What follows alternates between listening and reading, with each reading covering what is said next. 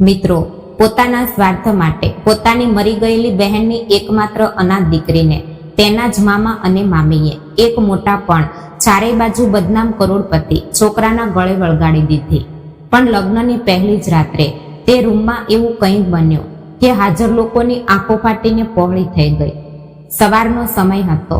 નાસિકના એક જૂના રામ મંદિરના ગર્ભહસ્તમાંથી ધૂપ અને કપૂરની મંદ સુગંધ ચારે બાજુ ફેલાઈ રહી હતી. સુમિત્રા દેવીએ એક હાથથી પોતાની પેઠની સાડી સંભાળી હતી તો બીજા હાથથી પૂજાની પિત્તળની થાળી પકડી હતી. મંદિરના પગથિયા ચડતી વખતે તેમનો શ્વાસ થોડો ફૂલી ગયો હતો, પણ મનમાં અનેક વિચારોનું વંટોળ જાગ્યું હતું. તેમણે મંદિરના ગર્ભહસ્તમાં જઈને દેવીની મૂર્તિ સામે શાંતિથી આંખો બંધ કરી. મનમાં અનેક પ્રશ્નો હતા. હે અંબા, મારા છોકરાના જીવનમાં જે કંઈ વંટોળ આવ્યું છે તેમાંથી તેને બહાર કાઢ. તેને એક એવી છોકરી મળવા દે જે આ ઘર સંભાળી લે. બરાબર તે જ સમયે પાછળથી અત્યંત મંજોળ અને શાંત અવાજમાં શ્લોક સંભળાયો. સર્વમંગલ માંગલ્યે શિવે સર્વાર્થ સાધિકે. સુમિત્રા દેવીએ ફરીને જોયું. એક અત્યંત સાદી, ગોરીપાન અને શાંત ચહેરાવાળી છોકરી બંને હાથ જોડીને, બંને આંખો બંધ કરીને પૂર્ણ એકાગ્રતાથી પ્રાર્થના કરી રહી હતી. તેના ચહેરા પર કોઈ ભ્રામક ભાવ નહોતો, માત્ર એક સાદગી અને શાલીનતા હતી. પ્રાર્થના પૂરી થતાં જ તે છોકરીએ આંખો ખોલી. સામે સુમિત્રા દેવીને ઊભેલા જોઈને મીઠું હસીને બોલી, કાકી, લો દેવીનો પ્રસાદ. સુમિત્રા દેવીએ હથેળીમાં સાકર ટોપરું લીધું. તે છોકરીનો હાથ તેમના હાથને સ્પર્શ્યો અને સુમિત્રા દેવીને એક અલગ જ પોતાપણાનો અહેસાસ થયો. તેમણે વાલથી તેના ગાલ પર હાથ ફેરવ્યો. શું ગણાવું બેટા? નામ શું છે તારું? સઈ, તે બોલી. ખૂબ સરસ નામ છે તારું. રોજ આવે છે કે અહીં? ના કાકી, આજે મારા BSc-ના ફાઇનલ યરનું રિઝલ્ટ આવ્યું છે. ફર્સ્ટ ક્લાસ મળ્યો છે મને, એટલે દેવીના દર્શન કરવા આવી હતી. સઈના ચહેરા પર એક નાનો સરખો આનંદનો ક્ષણ ચમકી ગયો. અરે વાહ, ખૂબ ખૂબ અભિનંદન. ખૂબ ગુણવાન દેખાય છે અને તારો અવાજ પણ ખૂબ મીઠો છે. સુમિત્રા દેવીએ પ્રેમથી તેના કપાળ પર હાથ મૂક્યો. સઈ ફરી એકવાર હસી અને બીજા ભક્તોને પ્રસાદ આપવા આગળ વધી ગઈ. સુમિત્રા દેવી માત્ર થોડો સમય તેના તરફ જ જોતા રહ્યા. તેમણે તરત જ ખિસ્સામાંથી ફોન કાઢ્યો અને પોતાના એક ખાસ માણસને ફોન ડાયલ કર્યો. મને તે સઈ વિશે તાત્કાલિક પૂરી માહિતી જોઈએ છે, આજે સાંજ સુધીમાં. બીજી બાજુ શહેરના એક ખૂણામાં આવેલા નાના 2 માળના ઘરમાં સઈ રસોડામાં ઊભી હતી. બફારાને લીધે તેના કપાળ પર પરસેવાના ટીપા જામી ગયા હતા. જૂની ગેસની સગડી પર છા ઉકળી રહી હતી. એ સઈ, છા થઈ કે નહીં તારી? રોજ રોજ શું મોડું કરે છે? અને મારા કપડાની ઘડી વાળી કે નહીં? બહારના રૂમમાંથી મામી મંગલાનો કર્કશ અવાજ આવ્યો. હા મામી, ચા થઈ જ ગઈ છે, લાવું છું 2 મિનિટમાં. સઈએ શાંતિથી ઉત્તર આપ્યો. સઈના માતા પિતા 5 વર્ષો પહેલા એક માર્ગ અકસ્માતમાં ગુજરી ગયા હતા. મરતા પહેલા તેની માતાએ પોતાના ભાઈ પ્રકાશરાવ પાસેથી વચન લીધું હતું કે તેઓ સઈનું પાલન પોષણ કરશે અને તેનું શિક્ષણ પૂરું કરશે. બદલામાં સઈના માતા પિતાનું 70 લાખનું જૂનું ઘર પ્રકાશરાવને મળ્યું હતું. પરંતુ પ્રકાશરાવની પત્ની મંગલા અત્યંત સ્વાર્થી અને લાલચુ હતી. તેણે સઈના નામે આવેલા પૈસા પોતાના છોકરાના ભણતર માટે વાપર્યા. છોકરો એન્જિનિયર થયો, છોકરી સારા કોલેજમાં ભણી, પણ સઈને માત્ર સાધારણ કોલેજમાં મૂકી અને ઘરમાં એક કામવાળીની જેમ રાખવામાં આવી. સઈએ ચાનો કપ મામી સામે મૂક્યો. મંગલાએ ચાનો એક ઘૂંટડો લીધો અને મોઢું બગાડ્યું. ખાંડ ઓછી છે આમાં, કંઈ સાદું કામ સરખું કરતા નથી આવડતું તને? સઈએ કંઈ ઉત્તર ન આપ્યો. ફક્ત માથું નમાવીને તે એઠા વાસણ ઘસવા જતી રહી. તેની આંખોમાં વગર વાંકે પાણી આવી ગયું, પણ તેણે પોતાની ઓઢણીના પાલોથી લૂછી નાખ્યું. તેને હવે આ બધી બાબતોની ટેવ પડી ગઈ હતી, રોજના મેણા ટોણાની.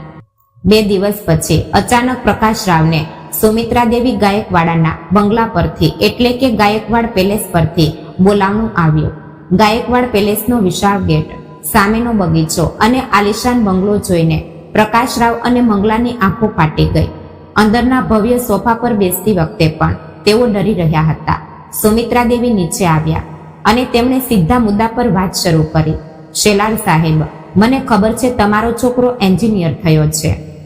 અમારી એક કંપનીમાં તેના માટે 65,000 રૂપિયા પગારની નોકરી તૈયાર છે. આ સાંભળતા જ મંગલાની આંખો ચમકી ગઈ. ખરેખર મેડમ, મારી છોકરી અને છોકરો બંને ખૂબ હોશિયાર છે. હા, નોકરી તો મળશે જ, સિવાય તમારી છોકરીના લગ્ન માટે હું 10 લાખ રૂપિયા અલગથી આપીશ. સુમિત્રા દેવી શાંતિથી બોલ્યા, પણ મને બદલામાં કંઈક જોઈએ છે. અમે શું આપી શકીએ મેડમ તમને? પ્રકાશ રાવે આશ્ચર્યથી પૂછ્યું. મને તમારી ભાણી સઈ અમારા ઘરની વહુ તરીકે જોઈએ છે. આ સાંભળતા જ મંગલા અને પ્રકાશ રાવ બંને સ્તબ્ધ થઈ ગયા. મંગલાના મગજમાં તરત જ વિચાર આવ્યો, આ ભિખારડીને આટલા મોટા ઘરની વહુ બનાવવાની, તેના કરતા મારી દીકરી કેમ નહીં? મંગલા તરત જ કસકસાઈ, મેડમ, સઈ કરતા મારી પોતાની દીકરી છે ને, તે કેટલી સુંદર છે, સરસ છે. સુમિત્રા દેવીએ ગંભીરતાથી જોયું. મને ફક્ત અને ફક્ત સઈ જ જોઈએ છે. કહો તમારો શું નિર્ણય છે? પ્રકાશરાવ ગભરાયા. મેડમ, અમારે સઈને પૂછવું પડશે. ઠીક છે, પણ વિચાર કરીને વહેલામાં વહેલી તકે જણાવો.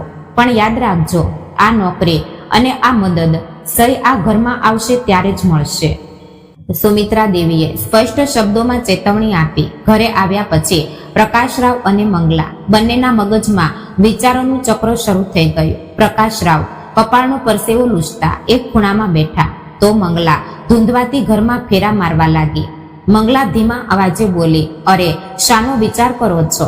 5 વર્ષ પહેલા તેના મા બાપનું તે જૂનું ઘર વેચીને 70 લાખ ન આવ્યા હોત તો આપણા છોકરાને 25 લાખ રૂપિયા ભરીને એન્જિનિયરિંગમાં એડમિશન આપી શકાયું હોત. આપણા ઘરનો ઉપરનો માળ બાંધી શકાયો હોત. આજે આપણી પાસે 1 રૂપિયો પણ બાકી નથી. તેના પૈસા તો બધા પૂરા થઈ ગયા. હવે વિક્રમ ગાયકવાડના લગ્નના બહાને આપણા છોકરાને 65,000ની નોકરી મળે છે તો ચૂપ રહો. એક લગ્નથી આપણા છોકરાનું આયુષ્ય સેટ થઈ રહ્યું છે. મહિનાનો 65,000 રૂપિયા પગાર મેળવનારી નોકરી સાધારણ હોય છે? તમે વર્ષમાં જેટલું કમાવ છો એટલું આપણું નિશાંત 1 મહિનામાં કમાશે. પ્રકાશરાવે માથે હાથ દીધો. અરે મંગલા, પણ તે સાંભળ્યું ને કે તે કોના માટે માંગણી મૂકે છે? વિક્રમ ગાયકવાડ, એ જ વિક્રમ જેના પર 5 વર્ષ પહેલા તેની જ ઓફિસની એક છોકરીએ રેપ કેસ કર્યો હતો. આખા નાસિકમાં અને ન્યૂઝમાં તેનું નામ ગાજ્યું હતું. પૈસા અને વકીલોના જોરે તે કેસમાંથી છૂટી ગયો, પણ સમાજમાં શું ઇજ્જત છે તેની? એટલે જ તો શ્રીમદ ઘરના લોકોએ પોતાની દીકરીઓ આપવાની ના પાડી દીધી.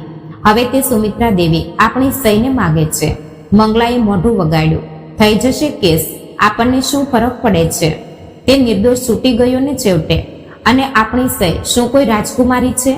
અરે મા બાપ વગરની છોકરીને આટલા મોટા શ્રીમંત ઘરમાં રહેવા મળે છે, એ એનું ભાગ્ય સમજવું જોઈએ. તમારી ભાણીનો આટલો બધો મોહ આવે છે ને તમને, તો બેસી રહો આપણા છોકરાને બેરોજગાર રાખીને. મંગલા, સઈ મારી મરી ગયેલી બહેનની દીકરી છે. પ્રકાશરાવ હતાશ થઈને બોલ્યા. માં છું હું બાળકોની. મંગલા આંખો કાઢીને બોલી. આજ સુધી કેવા દિવસો કાઢ્યા છે મેં અને મારા બાળકોએ, એ મને જ ખબર છે. બીજાના બાળકોના કપડાં પહેરીને ફરતા ત્યારે મારા બાળકો અંદર ને અંદર બળતા. કાલે જઈને તમે સુમિત્રા દેવીને હા કહો છો, નહીં તો હું બંને બાળકોને લઈને કાયમ માટે જતી રહીશ. મંગલાની આ ધમકીઓ સામે પ્રકાશરાવ લાચાર થઈ ગયા. પોતાના બાળકોનું ભવિષ્ય અને બહેનને આપેલું વચન, આ બે પલ્લા વચ્ચે સઈનો બલી ચડવાનો હતો. 2 દિવસ પછી બપોરે સઈ ઘરમાં એકલી જ એઠા વાસણ ઘસીને સાફ કરી રહી હતી. શરીરમાં થાક હતો, પણ ચહેરા પર એક વિચિત્ર શાંતિ હતી. એટલામાં તેની બાળપણની બહેનપણી નેહા દોડતી ઘરમાં આવી. સઈ, એ સઈ. નેહાએ ઉત્સાહથી તેનો હાથ પકડ્યો. તારું લગ્ન નક્કી થયું છે કહેવાય છે આટલા મોટા શ્રીમંત ઘરમાં. કાલે જ તારી પિતરાઈ બહેને મને કહીને આખી ગલીમાં બડાશ મારી. સઈએ સહેજ શરમાઈને માથું નમાવ્યું. હા, મામા મામી કહે છે ખૂબ સરસ સગાઈ છે. શું કરે છે એ? શાનો બિઝનેસ છે તેમનો? નેહાએ ઉત્સુકતાથી પૂછ્યું. મને બહુ ખબર નથી. મામાએ કહ્યું કે ખૂબ મોટો ઉદ્યોગપતિ છે. સઈએ સાદગીથી કહ્યું. નેહાનો ચહેરો એકદમ ગંભીર થઈ ગયો. એટલે તને છોકરાનું નામ તો ખબર છે ને? હા, વિક્રમ ગાયકવાડ એવું કંઈક નામ છે. સઈએ યાદ કરીને કહ્યું. આ નામ સાંભળતા જ નેહાના હાથમાંથી મોબાઈલ છટકી જતા રહ્યો. તેમના ચહેરાનો રંગ ઉડી ગયો. તેણે સઈના બંને ખાંધા મજબૂતીથી પકડ્યા. સઈ, તું ચોક્કસ આજ નામ સાંભળ્યું છે ને? વિક્રમ ગાયકવાડ. હા, શું થયું નેહા? તું આટલી ગભરાઈ કેમ ગઈ? સઈના મનમાં શંકાની જ્વાળા જાગી. સઈ, ગાંડી છે તું? લગ્ન તોડી નાખ અત્યારે ને અત્યારે જ. નેહા લગભગ ચીસો પાડવા લાગી. તને ખબર છે એ વિક્રમ ગાયકવાડ કોણ છે? 5 વર્ષ પહેલા જ્યારે આપણે 10મા ધોરણમાં હતા ત્યારે એક 22 વર્ષની છોકરી પર ઓફિસમાં બળાત્કાર કરવાનો આરોપ હતો તેના પર. ટીવી પર છાપામાં રોજ તેના જ ફોટા આવતા હતા. સઈના પગ નીચેથી જમીન ખસી ગઈ. તેના હાથમાંથી વાસણ નીચે પડ્યું અને તેનો મોટો અવાજ થયો. શું બોલે છે તું નેહા? Rape case? હા સઈ, પૈસાની તાકાત પર તેણે કેસ દબાવી દીધો. વકીલોને ખરીદી લીધા. એવું ચારે બાજુ બોલાતું હતું. તેની પહેલી નક્કી થયેલી સગાઈ પણ આ પ્રકરણના લીધે તૂટી ગઈ હતી. એટલે જ તે લોકો તારા જેવી સાદી અને અનાથ છોકરી સાથે લગ્ન કરવા તૈયાર થયા છે. તેમને ફક્ત તેમના છોકરાનું નામ ઢાંકવું છે. સઈની આંખોમાંથી દળદળ આંસુ વહેવા લાગ્યા. તેના ગળામાં શબ્દો અટકાઈ ગયા. હવે તેને સમજાઈ ગયું હતું કે તેની મામી તેના લગ્ન માટે આટલી ઉતાવળ કેમ કરતી હતી. ના સગાઈનો કાર્યક્રમ, ના ચા નાસ્તાનો ઠાઠ, સીધું 7 દિવસમાં મંદિરમાં લગ્ન કરવાનો હઠ સુમિત્રા દેવીએ કેમ રાખ્યો હતો? આ પાછળનું કાળું સત્ય હવે તેની સામે ખુલ્લું પડી ગયું હતું. નેહા, હવે હું શું કરું? સઈએ બંને હાથમાં મોઢું છુપાવીને મોટા અવાજ કરીને રડવાનું શરૂ કર્યું. હિંમત રાખ સઈ, તારા મામાને કહે કે મને આ માણસ સાથે લગ્ન નથી કરવા, અને જો તેઓ ન સાંભળે તો પોલીસમાં જા અથવા ઘર છોડીને જતી રહે, પણ આ નરકમાં પગ ન મૂકતી. નેહાએ તેને ધીરજ આપી. સાંજે પ્રકાશરાવ ઘરમાં આવતા જ સઈ કાંપતી કાંપતી તેમની સામે ઊભી રહી. તેની આંખોમાં હજુ પણ અશ્રુના સુકાયેલા ડાઘ હતા. મામા, સઈનો અવાજ ધ્રુજતો હતો. શું થયું સઈ, શું થયું? પ્રકાશરાવે પૂછ્યું. મામા, મને આ લગ્ન નથી કરવા. મેં કંઈક સાંભળ્યું છે તે વિક્રમ ગાયકવાડ વિશે. 5 વર્ષ પહેલાની તે કેસ. મામા, મને બીક લાગે છે. મને નથી જવું તે ઘરમાં. સઈએ પ્રકાશરાવના હાથ મજબૂતીથી પકડી લીધા. એટલામાં રસોડામાંથી મંગલા વાઘણની જેમ બહાર આવી. એ રાંડ, શું નકામો તમાશો માંડ્યો છે તે? લગ્ન નથી કરવા? શું તારી લાયકાત છે? વગર મા બાપની છોકરી તરીકે આજ સુધી અમારા ટુકડા પર જીવી. સારું ઘર મળે છે તો હવે નખરા સૂજે છે તને?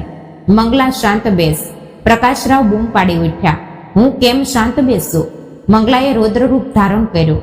તમારી આ ભાણીના નખરાને લીધે મારા બાળકોનું ભવિષ્ય બરબાદ થઈ રહ્યું છે. સઈ, સીધી રીતે સાંભળી લે.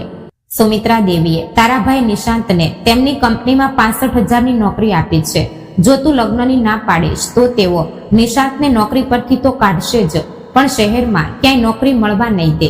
અમારી બધી મિલકત, અમારી ઇજ્જત ધૂળ ધાણી થઈ જશે. સઈ રડતા રડતા મામા તરફ જોવા લાગી. મામા, તમે તો કંઈ કહો ને. તમે મને તે રાક્ષસના હવાલે કરશો? પ્રતાપરાવે પોતાનું માથું નમાવી લીધું. તેઓ સઈની આંખોમાં જોઈ શકતા નહોતા. સઈ બેટા, પરિસ્થિતિ સમજી લે. તે ખૂબ મોટા લોકો છે. આપણે હવે પાછા હટી શકીએ નહીં. તારો ભાઈ રોડ પર આવી જશે. અને તેમ પણ તે કેસ ખોટી હતી એવું સુમિત્રા મેડમે કહ્યું. તે નિર્દોષ છૂટી ગયો. પ્રકાશરાવના આ શબ્દો સાંભળીને સઈ સ્તબ્ધ થઈ ગઈ. તેને સમજાઈ ગયું કે તેના માતા પિતા ગયા પછી જે મામાને તેણે પિતાનું સ્થાન આપ્યું હતું, તેણે જ પોતાના સ્વાર્થ માટે તેનો બલિ ચડાવી દીધો હતો. તેના ભાવનાઓ, તેના સપના, તેનું આયુષ્ય, આ બધાનો સોદો થઈ ચૂક્યો હતો. સઈએ પોતાના આંસુ લૂછી નાખ્યા. તેના ચહેરા પરની બીક અચાનક એક નકારાત્મક શાંતિમાં બદલાઈ ગઈ. ઠીક છે મામા, જો મારા બરબાદ થવાથી તમારા છોકરાનું ભલું થતું હોય તો હું લગ્ન માટે તૈયાર છું, પણ આજથી મારો અને તમારો સંબંધ પૂરો. આટલું બોલીને સઈ પોતાના અંધારા રૂમમાં જતી રહી અને દરવાજો બંધ કરી દીધો. આગામી 3 દિવસમાં લગ્નની તૈયારીઓ ઝડપથી થઈ. મંગલા અને તેના બાળકો સુમિત્રા દેવીએ આપેલા પૈસા પર મોટા શોરૂમમાંથી મોંઘા કપડાં ખરીદી રહ્યા હતા, તો સઈ માત્ર પોતાના રૂમમાં એક જીવતા મરદાની જેમ બેસી રહી હતી. લગ્નના દિવસે સવારે 9 વાગ્યે જ નાસિકના એક મોટા મંદિરમાં લગ્ન સમારોહ યોજવામાં આવ્યો હતો. સુમિત્રા દેવીએ મોકલેલી બ્યુટિશિયને સઈને તૈયાર કરી. ભારે જરીવાળી લાલ સાડી, ઘરેણાં અને ચહેરા પર મેકઅપ, પણ સઈની આંખો પૂરેપૂરી સુકાઈ ગઈ હતી. હળદર અને મહેંદી વખતે સઈએ એક શબ્દ પણ ઉચ્ચાર્યો નહોતો. મહેંદી મૂકનારી સ્ત્રીએ જ્યારે વરરાજાનું નામ વિક્રમ તેના હાથ પર લખ્યું ત્યારે સઈના શરીર પર રૂવાડા ઊભા થઈ ગયા. મંદિરના ગર્ભહસ્તમાં સુમિત્રા દેવી ઊભા હતા. લગ્ન અતિશય સાદી રીતે જૂજ લોકોની હાજરીમાં થઈ રહ્યા હતા, જેથી મીડિયાને આની માહિતી ન મળે. મંગલા અને પ્રકાશરાવ સઈને પકડીને મંડપ તરફ લઈ ગયા. સઈએ માથું નમાવી રાખ્યું હતું. એટલામાં સામેથી પગલાંનો અવાજ આવ્યો. કાળા રંગની મોંઘી શેરવાની પહેરેલો, ઊંચો, કડક નજરવાળો યુવાન મંડપમાં આવ્યો. વિક્રમ ગાયકવાડ. તેના ચહેરા પર કોઈ લગ્નના ભાવ નહોતા. એક કઠોર અને ગંભીર ભાવ તેના ચહેરા પર સ્પષ્ટ દેખાઈ રહ્યો હતો. ગોર મહારાજે મંગલાષ્ટક શરૂ કર્યા. શુભ મંગલ સાવધાન અક્ષત પડ્યા. સૈના ગળામાં મંગળસૂત્ર બાંધવામાં આવ્યું. વિક્રમે તેના કપાળમાં સિંદૂર પૂર્યું. સૈની આંખોમાંથી એક અશ્રુનું ટીપું ટપકીને તેના ગળાના મંગળસૂત્ર પર પડ્યું. તેનું લગ્ન એક એવા માણસ સાથે થયું હતું જેના નામે આખું શહેર ધ્રુજતું હતું. લગ્ન થતાં જ સુમિત્રા દેવીના ચહેરા પર એક જીતનું હાસ્ય આવ્યું. તેમણે તરત જ નિશાંતના હાથમાં એપોઇન્ટમેન્ટ લેટર મૂકી દીધો. મંગલાના ચહેરા પરનો આનંદ સમાતો નહોતો. ગાડીમાં બેસતી વખતે સઈએ એકવાર પણ પાછળ ફરીને પોતાના મામા મામી તરફ જોયું નહીં. તેની ગાડી હવે એક નવી, અજાણી અને ભયાનક સફર તરફ નીકળી પડી હતી. ગાયકવાડ પેલેસ. નાસિક શહેરના મધ્યમાં ઉભેલો ગાયકવાડ પેલેસ બહારથી જેટલો ભવ્ય અને સુંદર દેખાતો હતો, અંદરથી એટલી જ ગંદી શાંતિ ફેલાયેલી હતી. કાળા રંગની આલિશાન ગાડી મોટા લોખંડના ગેટમાંથી અંદર ઘૂસી અને ફુવારાવાળા ભવ્ય આંગણામાં આવીને રોકાઈ. ગાડીનો દરવાજો ખોલ્યો. સઈ ધીમે ધીમે બહાર આવી. સાડીનો પાલવ હાથથી મજબૂત પકડીને તે ઊભી રહી. સામે જોતા જ તેને તે અગાધ હવેલીના ભવ્ય થાંભલા, ઊંચાઈ પર રહેલું ઝુમર અને જૂના રાજાશાહી ઠાઠનું ફર્નિચર દેખાયું. પણ તે શ્રીમંતાઈમાં એક જીવલેણ એકલવાયાપણું છુપાયેલું હતું. વિક્રમ ગાડીમાંથી નીચે ઉતર્યો અને સઈ તરફ એક નજર પણ નાખ્યા વગર સીધો અંદર જતો રહ્યો. સુમિત્રા દેવીએ આગળ આવીને સઈનું ઓવારણું લીધું અને તેનું સ્વાગત કર્યું. સઈ બેટા, આ હવે તારું ઘર છે. સુમિત્રા દેવી અત્યંત પ્રેમથી બોલ્યા. અંદર આવ. સઈએ ઉમરો ઓળંગીને અંદર પગ મૂક્યો, પણ તેના મનમાં એક જ વિચાર ચક્રાવો લેતો હતો. એક બળાત્કારના આરોપવાળા માણસની આ હવેલી છે. અહીં મારું જીવન શું હશે? રાતના 9 વાગવા આવ્યા હતા. સઈને ઉપરના માળના એક મોટા સજાવેલા રૂમમાં બેસાડવામાં આવી હતી. રૂમમાં સુગંધી ફૂલોની મહેક હતી, પણ સઈ માટે તે કોઈ જેલની કોટડી જેવી લાગતી હતી. તે પલંગના એક ખૂણામાં શાંતિથી બેસી રહી હતી. તેના શરીર પરનો લગ્નનો પોશાક હજુ પણ એવો જ હતો. એટલામાં દરવાજો ખુલ્યો અને વિક્રમ અંદર આવ્યો. તેણે શરીર પરથી શેરવાની કાઢીને ખુરશી પર ફેંકી અને શર્ટના બટન છોડતા તે સઈની નજીક આવ્યો. સઈ અસ્વસ્થ થઈ ગઈ અને ઝાટકા સાથે ઊભી થઈ ગઈ. તેની આંખોમાં પ્રચંડ બીક અને તિરસ્કાર સ્પષ્ટ દેખાતો હતો. તે 2 પગલાં પાછળ હટી. વિક્રમે તેની હિલચાલ જોઈ. તેના ચહેરા પર એક કુટિલ હાસ્ય આવ્યું. શું થયું? તું આટલી કેમ ગભરાય છે? સુમિત્રા દેવીએ તને બધું કહ્યું નથી? સઈનો અવાજ ધ્રુજતો હતો, પણ તેણે પોતાની જાતને સંભાળતા પૂછ્યું. તમે મારી સાથે લગ્ન કેમ કર્યા?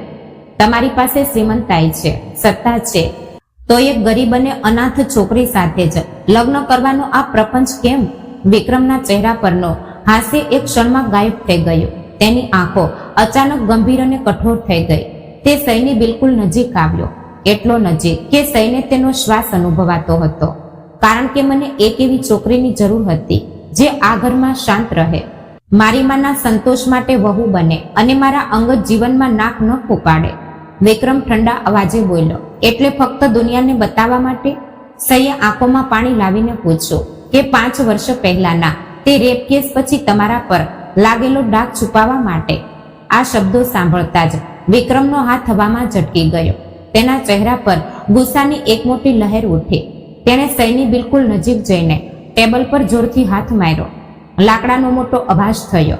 મારા ભૂતકાળ વિશે બોલવાની તારી લાયકાત નથી. વિક્રમ બરાડ્યો. તારા સાધારણ ગરીબ કુટુંબને મેં એક રાતમાં રોડ પરથી ઉપાડીને શ્રીમંત બનાવી દીધું છે. તારા ભાઈને નોકરી આપી, તારા મામાને પૈસા આપ્યા. તું ફક્ત એક ખરીદેલી વહુ છે, એ યાદ રાખ.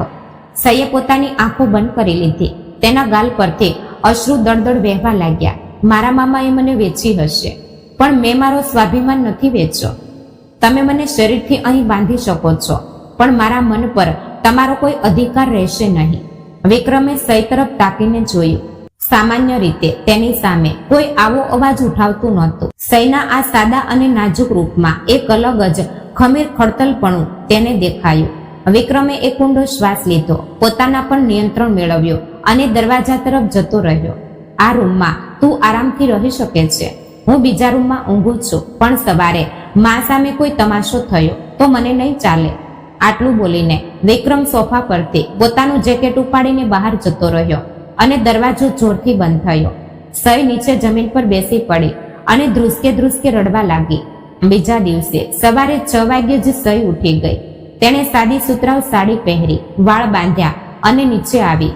ગાયકવાડ પેલેસના જૂના નોકર વસંત કાકા રસોડામાં ચા બનાવી રહ્યા હતા.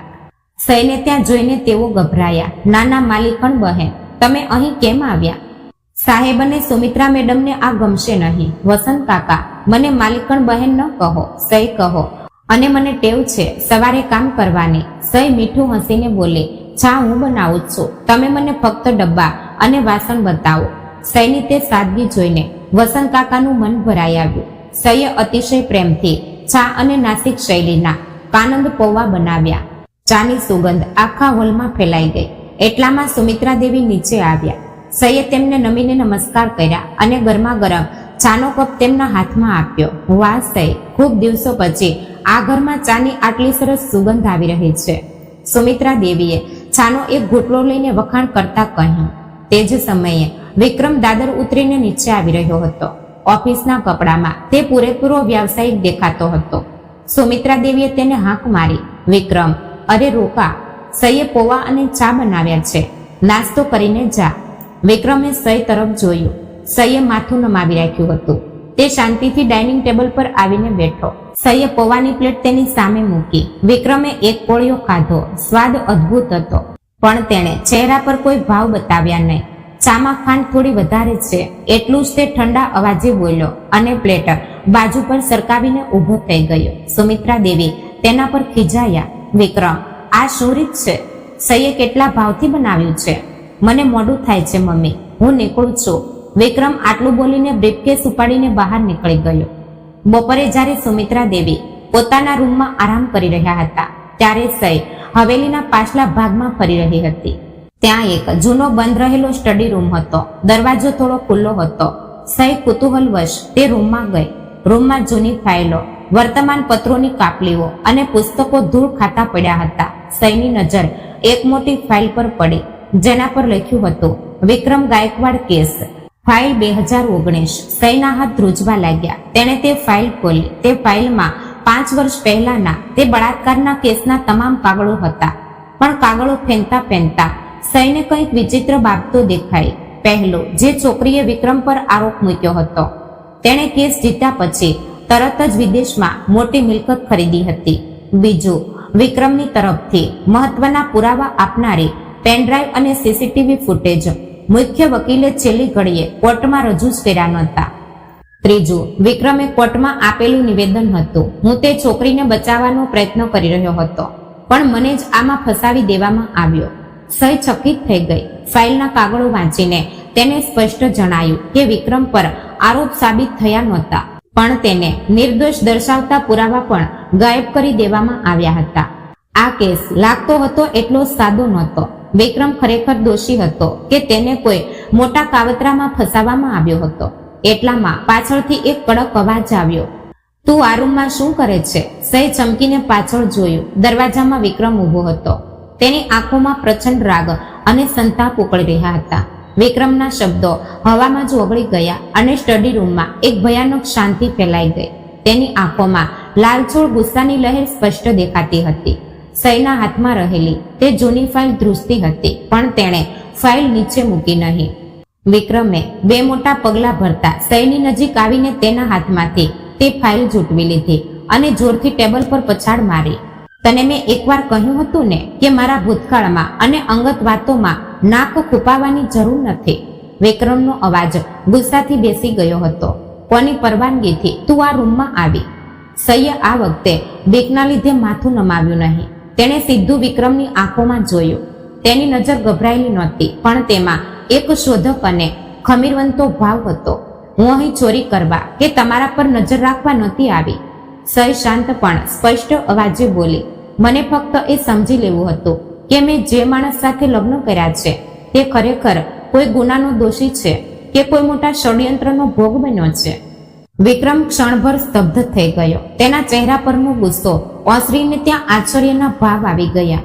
આજ સુધી આખા નાસિક શહેર, મીડિયા અને તેના ઓળખીતા લોકોએ તેને ફક્ત દોષી અથવા પૈસાના જોરે છૂટેલો રાક્ષસ તરીકે જ જોયો હતો. પણ આ સાદી છોકરી જેના પર આ લગ્ન લાદવામાં આવ્યા હતા, તેણે તેના નિર્દોષ હોવા પર આશંકા વ્યક્ત કરી હતી. વિક્રમે કટાક્ષમાં હસવાનો પ્રયત્ન કર્યો. ષડયંત્ર? સય, તું બહુ ભાવુક વિચાર કરે છે. આ ફાઇલો કોર્ટના કાગળોની છે. આખી દુનિયાના મતે હું ગુનેગાર જ છું, પણ આ કાગળો અનુસાર તે છોકરી કેસ જીતતા જ વિદેશ કેમ જતી રહી?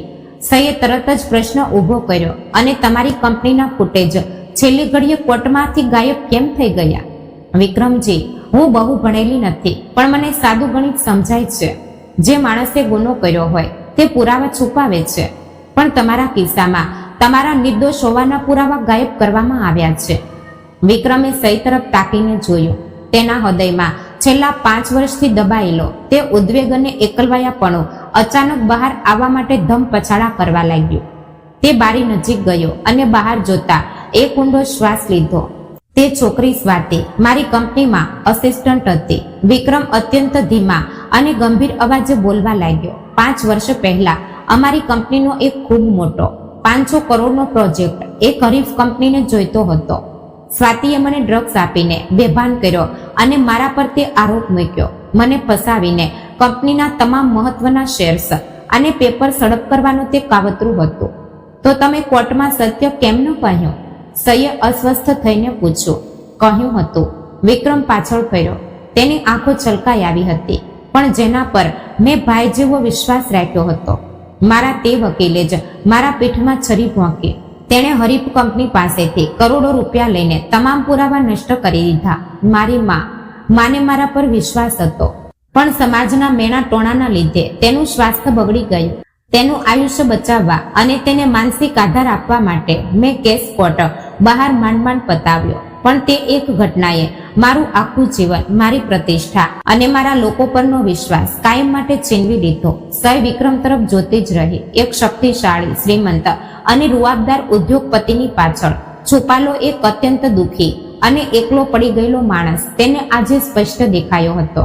તેના મનમાં વિક્રમ પ્રત્યે રહેલો તિરસ્કાર પૂરેપૂરો ઓગળી ગયો અને તેની જગ્યા એક સહાનુભૂતિ અને આદરે લઈ લીધી. વિક્રમ આગળ બોલ્યો. તે દિવસથી મેં નક્કી કર્યું કે આ દુનિયામાં કોઈના પર વિશ્વાસ નથી રાખવો, અને એટલે જ હું લગ્નથી દૂર ભાગતો હતો. પણ માના સંતોષ માટે જ મને આ લગ્ન કરવા પડ્યા. સય ધીમે ધીમે વિક્રમની નજીક ગઈ. તેણે હળવેથી કહ્યું, દુનિયાએ તમારા પર અવિશ્વાસ બતાવ્યો, એટલે તમે પોતાના પરનો વિશ્વાસ ન ગુમાવો. જો સત્ય તમારી બાજુએ હશે તો તે એકના એક દિવસે ચોક્કસ સામે આવશે. વિક્રમે માથું ઊંચું કરીને સય તરફ જોયું. એક સાદી અનાથ છોકરીએ આપેલો આ ધીરજ તેના માટે 5 વર્ષમાં સૌથી મોટો આધાર બન્યો હતો. બીજા દિવસે બપોરે સય હોલમાં સુમિત્રા દેવી સાથે બેસીને શાકભાજી સમારી રહી હતી. બંને વચ્ચે હવે સરસ સંવાદ શરૂ થઈ ગયો હતો. સુમિત્રા દેવીએ સયનો નમ્ર સ્વભાવ અને ઘરના કામોમાં તેની સુઘડતા ખૂબ ગમતી હતી. એટલામાં સયનો ફોન વાગ્યો. સ્ક્રીન પર મામી નામ ચમકી રહ્યું હતું. સયે ફોન ઉપાડ્યો અને કાને લગાડ્યો. સય, મંગલાનો ફોન પર અવાજ સંભળાયો. તેના અવાજમાં હંમેશા જેવો જ રોપ અને સ્વાર્થીપણું હતું. કેવી છે તું? રાજમહેલની રાણી થઈ ગઈ હવે. અમારી યાદ આવે છે કે નહીં? મામી, બોલો, કંઈ કામ હતું?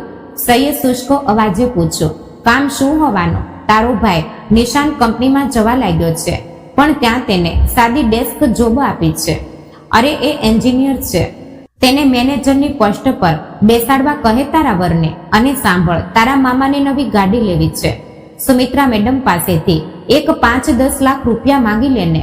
મંગલાએ બિંદાસ માગણી મૂકી. સયનું માથું ભમી ગયું. તેની મામી હજુ પણ તેના જીવનનો અને આ લગ્નનો ઉપયોગ પોતાના ફાયદા માટે કરી રહી હતી. મામી, સયનો અવાજ અચાનક કડક થઈ ગયો. નિશાંતને તેની લાયકાત અને અનુભવ મુજબ નોકરી મળી છે, અને હું અહીં કોઈની પાસે પૈસાની ભીખ નહીં માંગુ. તમે મને વેચીને તમારું કામ સાધી લીધું છે, હવે ફરી મને ફોન કરીને માંગણીઓ ન કરતા. શું ગણાવું? જીભ બહુ ચાલે છે તારી. અરે સાંભળો છો કે? મંગલા ફોન પર બૂમો પાડવા લાગી, પણ સઈએ ક્ષણભરનો વિચાર કર્યા વગર ફોન કાપી નાખ્યો. સુમિત્રા દેવી તેના તરફ જોઈ રહ્યા હતા. સઈએ માથું નમાવી લીધું. કાકી મને માફ કરો, મારે મોટા અવાજે નહોતું બોલવું. સુમિત્રા દેવીએ હસીને સઈનો હાથ હાથમાં લીધો. સઈ બેટા, તે કંઈ પણ ખોટું નથી કર્યું. તારી મામીનો સ્વભાવ મને પહેલા જ દિવસે સમજાઈ ગયો હતો. સ્વાભિમાનથી જીવવું એ ખરાબ વાત નથી. મને આનંદ છે કે તું પોતાના માટે ઊભી રહી છે, અને હવે મને કાકી નહીં મમ્મી કહેવાની ટેવ પાડ. તે જ સાંજે ગાયકવાડ પેલેસમાં એક મોટી બિઝનેસ પાર્ટીનું આયોજન કરવામાં આવ્યું. શહેરના અનેક મોટા ઉદ્યોગપતિઓ, રાજકીય નેતાઓ અને પત્રકારો પણ આવ્યા હતા. વિક્રમ સૂટ પહેરીને તૈયાર ઊભો હતો. સઈએ સુમિત્રા દેવીએ આપેલી સુંદર કાંજીવરમ સાડી પહેરી હતી. સઈનું સાદગીથી નટેલું રૂપ જોઈને પાર્ટીના અનેક લોકો તેના વખાણ કરી રહ્યા હતા. વિક્રમના ચહેરા પર પણ સઈને સાથે જોઈને એક અલગ જ આત્મવિશ્વાસ દેખાતો હતો. પણ આ આનંદ બહુ લાંબો સમય ન ટેક્યો. પાર્ટીની બરાબર વચ્ચે મુખ્ય દરવાજામાંથી એક 40 થી 50 વર્ષનો માણસ અંદર આવ્યો. તેની સાથે કેટલાક મીડિયાના રિપોર્ટર અને કેમેરામેન પણ હતા. તે માણસને જોતા જ વિક્રમનું શરીર અકળાઈ ગયું અને તેના હાથની મુઠ્ઠીઓ મજબૂત ભીસાઈ ગઈ. સુમિત્રા દેવીનો ચહેરો પણ ચિંતાતુર થઈ ગયો. તે માણસ બીજો કોઈ નહીં પણ સમીર દેશપાંડે હતો. એ જ હરીફ ઉદ્યોગપતિ જેણે 5 વર્ષ પહેલા વિક્રમને કાવતરામાં ફસાવીને તેનો બિઝનેસ હડપ કરવાનો પ્રયત્ન કર્યો હતો. સમીર દેશપાંડે હસતા હસતા સ્ટેજ તરફ આવ્યો અને મોટા અવાજે બોલ્યો, વાહ વિક્રમ ગાયકવાડ, શું શાનદાર પાર્ટી છે, અને આ તારી નવી નવવધુ. સમીરે સઈ તરફ વાંકી નજરે જોયું અને ઉપહાસ કરતા બોલ્યો, પણ વિક્રમ, મને લાગ્યું હતું કે 5 વર્ષ પહેલાની તે ઘટના પછી શહેરની કોઈ છોકરી તારી સાથે લગ્ન કરવા તૈયાર નહીં થાય. તો આ સાદી છોકરીને ફસાવીને અહીં લાવ્યો કે આના ઘરવાળાને પૈસા આપીને ખરીદી લીધી. પાર્ટીના તમામ મહેમાનો અંદરો અંદર કસકસવા લાગ્યા. કેમેરાના ફ્લેશ ચમકવા લાગ્યા. સુમિત્રા દેવીને ચક્કર આવ્યા જેવું થઈ ગયું. વિક્રમનો ગુસ્સો બેકાબૂ થઈ રહ્યો હતો. તે સમીર પર ઘસી જવાનો હતો. એટલામાં સઈ આગળ આવી. સઈએ વિક્રમનો હાથ મજબૂતીથી પકડીને તેને પાછળ રોક્યો. તે સીધી સમીર દેશપાંડે સામે જઈને ઊભી રહી. તેનો ચહેરો ગુસ્સાથી લાલ થઈ ગયો હતો, પણ આંખોમાં એક પ્રચંડ તેજ અને સ્વાભિમાન હતું. સઈએ આખી પાર્ટી સામે મોટા અને ખમીરવંત અવાજે પૂછ્યું, શ્રીમાન દેશપાંડે, જેના પોતાના ચરિત્ર અને ધંધા પર હજારો ડાઘ છે, તેને બીજાના ઘર પર કાદવ ઉછાળવાનો કોઈ અધિકાર નથી. ચારે બાજુ એકદમ શાંતિ ફેલાઈ ગઈ. સમીર દેશપાંડેનો ચહેરો કાળો પડી ગયો. સમીર દેશપાંડેના ચહેરા પરનો કુટિલ ભાવ એક ક્ષણમાં ગાયબ થઈ ગયો. સઈના તે ખમીરવંત અને આત્મવિશ્વાસથી ભરેલા અવાજે આખા હોલમાં સ્તબ્ધતા ફેલાવી દીધી હતી. તું શું બોલે છે? તને ખબર પણ છે હું કોણ છું? સમીર ગળું સુકાતા પોતાનો ગુસ્સો છુપાવવાનો પ્રયત્ન કરતા બોલ્યો, મને એ ચોક્કસ ખબર છે કે તમે 5 વર્ષ પહેલા વિક્રમજીને એક ખોટા કેસમાં ફસાવવાનો પ્રયત્ન કર્યો હતો. સઈ આગળ પગલા ભરતા બોલી. તેનો અવાજ આખા હોલમાં ગુંજી રહ્યો હતો. પણ આજે હું અહીં ફક્ત એક પત્ની તરીકે નથી, પણ સત્યની બાજુએ ઊભી છું. સઈએ પોતાના પર્સમાંથી એક નાની જૂની પેનડ્રાઈવ બહાર કાઢી અને તે ઊંચી કરી. તે પેનડ્રાઈવ જોતા જ સમીર દેશપાંડેની આંખો ફાટી ગઈ અને તેના કપાળ પર પરસેવો વળી ગયો. વિક્રમે પણ આશ્ચર્યથી સઈ તરફ જોયું. આ એ જ પેનડ્રાઈવ છે, સઈ મોટા અવાજે મીડિયાના કેમેરા સામે કહેવા લાગી, જેમાં 5 વર્ષ પહેલાની તે રાતના મૂળ સીસીટીવી ફૂટેજ છે. વિક્રમજીના જૂના વકીલ દેશપાંડે સાહેબ પાસેથી લાંચ લઈને આ પુરાવો છુપાવી રાખ્યો હતો. તે દિવસે બપોરે વિક્રમ કામ અંગે ઓફિસ ગયા હતા અને સુમિત્રા દેવી આરામ કરી રહ્યા હતા. હું ફરી એકવાર તે જૂના સ્ટડી રૂમમાં ગઈ હતી. મારા મનમાં ત્યારે ફક્ત એક જ વિચાર ચાલતો હતો કે જો વિક્રમજીએ ગુનો ન કર્યો હોય તો તેમનો તે જૂનો વકીલ એડવોકેટ દેશપાંડે નક્કી જ કંઈ પુરાવો છુપાવીને બેઠો હશે. સઈએ સ્ટડી રૂમની જૂની ફાઇલો અને કબાટોની તપાસ શરૂ કરી. કબાટના છેલ્લા ખાનામાં તેને એક જૂની ડાયરી મળી. તે ડાયરી વિક્રમના પિતાની અને જૂના વિશ્વાસુ નોકરોની હતી. તેમાં 5 વર્ષ પહેલાના કોર્ટ કેસની તારીખો અને તે વકીલના જૂના ઓફિસનું સરનામું લખ્યું હતું. હું ચૂપ ન બેસી રહી. હું તરત જ નાસિકના જૂના ભાગમાં આવેલા તે વકીલના બંધ પડેલા જૂના ઓફિસના સરનામે ગઈ. હું પોતે ત્યાં ગઈ. તે ઓફિસ જૂની, ધૂળ જામી ગયેલી અને બંધ હાલતમાં હતી. ત્યાં રહેલા એક વૃદ્ધ કેરટેકરને સઈએ પોતાની ઓળખ આપી. તે વૃદ્ધે સઈને કહ્યું કે બેટા, 5 વર્ષ પહેલા વિક્રમ સાહેબના વકીલે કેટલાક કાગળો અને એક પેનડ્રાઈવ નષ્ટ કરવા માટે આ રૂમના કચરામાં ફેંકવા આપ્યા હતા. પણ મને ખબર હતી કે વિક્રમ સાહેબ ખૂબ સારા માણસ છે, એટલે જ મેં તે પેનડ્રાઈવ એક જૂના વજનદાર ઘડિયાળની પાછળ છુપાવી રાખી હતી. તે વૃદ્ધે મારા હાથમાં તે ધૂળવાળી નાની પેનડ્રાઈવ મૂકી. હું તરત જ તે પેનડ્રાઈવ ઘરે લાવી લેપટોપમાં લગાડી. તેનો વિડીયો જોતા જ મારા શરીર પર રૂવાડા ઊભા થઈ ગયા. તેમાં 5 વર્ષ પહેલાની તે રાતના મૂળ સીસીટીવી ફૂટેજ હતા, જેમાં વિક્રમને ડ્રગ્સ આપીને બેભાન કરવામાં આવી રહ્યો હતો અને સમિત દેશપાંડેના માણસો રૂમમાં ઘૂસતા દેખાતા હતા. મને વિક્રમના નિર્દોષ હોવાનો સૌથી મોટો પુરાવો મળી ગયો હતો. સઈએ તે પેનડ્રાઈવ સીધી સ્ટેજ પરની મોટી સ્ક્રીનના ઓપરેટરને આપી અને ચાલુ કરવા કહ્યું. થોડી જ સેકન્ડોમાં ભવ્ય સ્ક્રીન પર વિડીયો શરૂ થઈ ગયો. તે વિડીયોમાં સ્પષ્ટ દેખાતું હતું કે તે છોકરીએ પોતે વિક્રમના પીણામાં કંઈક ભેળવ્યું હતું અને વિક્રમ બેભાન થયા પછી દેશપાંડેના માણસો રૂમમાં આવ્યા હતા. વિક્રમ ખરેખર નિર્દોષ હતો અને તેને એક કાવતરામાં ફસાવવામાં આવ્યો હતો. આ સત્ય ત્યાંના સેંકડો લોકો સામે અને મીડિયાના કેમેરા સામે ખુલ્લું પડી ગયું. હોલમાં અચાનક તાળીઓનો ગડગડાટ થઈ ગયો. સમીર દેશપાંડે કંઈ બોલ્યા વગર મોઢું કાળું કરીને ત્યાંથી ભાગવાનો પ્રયત્ન કરવા લાગ્યો. પણ વિક્રમના સિક્યુરિટીએ તેને બહાર જ રોકી લીધો અને પોલીસના હવાલે કરી દીધો. સત્ય સામે આવ્યા પછી મીડિયામાં વિક્રમ ગાયકવાડના નિર્દોષ હોવાનો સમાચાર વાયરાની જેમ ફેલાઈ ગયા. 5 વર્ષથી વિક્રમ અને તેની મા પર લાગેલો ડાઘ સઈએ એક ઝાટકે લૂછી નાખ્યો હતો. બીજા દિવસે સવારે પ્રકાશરાવ અને મંગલા અત્યંત ગભરાયેલી હાલતમાં ગાયકવાડ પેલેસમાં આવ્યા. સઈએ જે રીતે સમીર દેશપાંડે જેવા મોટા ઉદ્યોગપતિને ખુલ્લો પાડ્યો હતો તે જોઈને મંગલાની બોલતી બંધ થઈ ગઈ હતી. સઈ બેટા, મંગલા કામતી કામતી આગળ આવી. અમને માફ કરી દે. અમે પૈસાની લાલચમાં તને આ ઘરમાં ધકેલી દીધી. અમને લાગ્યું હતું કે સઈએ મંગલાને વચ્ચે ઝટકાવી. તેની આંખો શાંત હતી પણ તેમાં એક અલગ જ ક્રૂરતા હતી. મામી, તમે મને આ ઘરમાં તમારા સ્વાર્થ માટે મોકલી હોય તો પણ નિયતિએ મને મારું સાચું ઘર બતાવ્યું. સઈ શાંતિથી બોલી. મેં મારા માતા પિતાને આપેલું વચન પાળ્યું. મામાનું દેવું અને ભાઈની નોકરી હવે પાકી થઈ ગઈ છે. પણ આ પછી મારા જીવનમાં કે આ ઘરની બાબતમાં તમે કોઈ માંગણી લઈને નહીં આવો. આ મારો છેલ્લો નિર્ણય છે. પ્રકાશરાવે માથું નમાવી લીધું. તેમને પોતાના કૃત્યનો પ્રચંડ પશ્ચાતાપ થઈ રહ્યો હતો. તેઓ કંઈ બોલ્યા વગર મંગલાને લઈને ત્યાંથી જતા રહ્યા. સાંજનો સમય હતો. નાસિકના તે જૂના રામ મંદિરના પગથિયા પર સઈ અને વિક્રમ શાંતિથી બેઠા હતા. મંદિરમાંથી સાંજની આરતીનો અવાજ આવી રહ્યો હતો. વિક્રમે સઈ તરફ જોયું. તેની આંખોમાં 5 વર્ષ પછી પહેલીવાર એક સાચી શાંતિ અને કૃતજ્ઞતા દેખાઈ રહી હતી. સઈ, વિક્રમે અત્યંત હળવા અવાજે હાંક મારી. જી. સઈએ તેના તરફ જોયું. તું મારા માટે જે કંઈ કર્યું, મારો ખોવાયેલો માન સન્માન, મારી પ્રતિષ્ઠા અને મારી માનું હાસ્ય તું મને પાછું મેળવી આપ્યું છે. વિક્રમે સઈનો હાથ હાથમાં લીધો.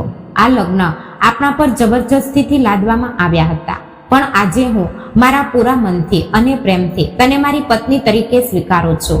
તું આ ઘરમાં ફક્ત વહુ તરીકે નહીં પણ મારા જીવનને સાચી ભાગીદાર બનીને રહીશ ને? સઈની આંખોમાંથી આનંદના આંસુ વહેવા લાગ્યા. તેણે વિક્રમના હાથ પર પોતાનો બીજો હાથ મૂક્યો અને મંદિરમાં રહેલી દેવી તરફ જોતા મીઠું હસી. જે લગ્નની શરૂઆત એક મજબૂરી અને બીકથી થઈ હતી, તે લગ્ન ગ્રંથિનું રૂપાંતર હવે એક પવિત્ર અને સુંદર પ્રેમમાં થઈ ચૂક્યું હતું. મિત્રો, કહેવાય છે ને કે નિયતિની રમતમાં ક્યારેક ક્યારેક પરિસ્થિતિ આપણને અત્યંત વિકટ અને કઠિન પ્રસંગમાં ઊભા કરી દે છે, પણ જો આપણા મનમાં સત્યનો સાથ અને સ્વાભિમાનની જ્યોત પ્રજ્વલિત હોય તો મોટામાં મોટો વંટોળ પણ રસ્તામાંથી બાજુ પર ખસી જાય છે. સઈની સાદગી અને ધૈર્યે ફક્ત એક કુટુંબનો માન સન્માન જ ન બચાવ્યો, પણ એક નિર્દોષ માણસને તેનો ખોવાયેલો વિશ્વાસ અને પ્રતિષ્ઠા પાછી અપાવી. મજબૂરીથી બાંધેલા આ લગ્ન ગ્રંથિ છેવટે વિશ્વાસ અને પ્રેમના રેશમી દોરામાં મજબૂતીથી વણાઈ ગઈ. તો મિત્રો, આ વાર્તા કેવી લાગી તે કોમેન્ટ બોક્સમાં જરૂર જણાવજો. અને પસંદ આવી હોય તો ચેનલને લાઈક, શેર અને સબસ્ક્રાઇબ જરૂરથી કરી દેજો. જય શ્રી કૃષ્ણ. રાધે રાધે. હર હર મહાદેવ.